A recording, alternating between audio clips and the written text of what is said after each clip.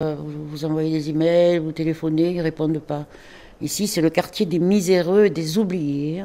Robert est patronne du restaurant Le Métro. Sur ses murs, des craquelures causées par les travaux pour l'extension du tram. Le sol qui se lézarde de plus en plus. Des petites lézardes dans tous les coins du bar.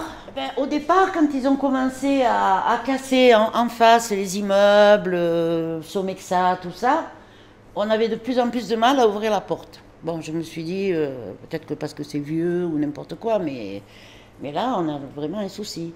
Moi, j'ai peur de fermer, je vais tout perdre. Donc, en plus, si je ferme et qu'ils font comme ils ont fait à côté, de tout voler dans l'établissement, moi, je vais m'enchaîner au comptoir.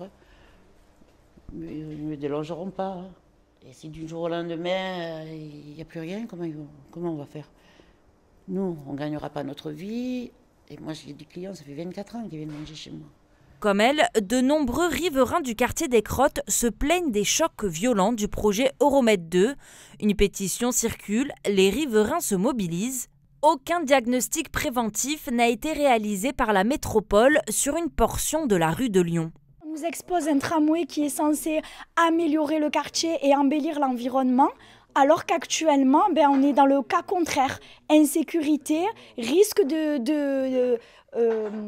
d'affaissement et d'effondrement de nos domiciles, des morts, peut-être les ferait réagir, c'est très grave ce que je dis, mais à ce niveau-là, même malgré les différentes procédures et les différents mails qu'on a effectués, je pense qu'il faudrait quelque chose de grave pour qu'ils puissent réagir. C'est malheureux et c'est vraiment honteux de la part de la métropole.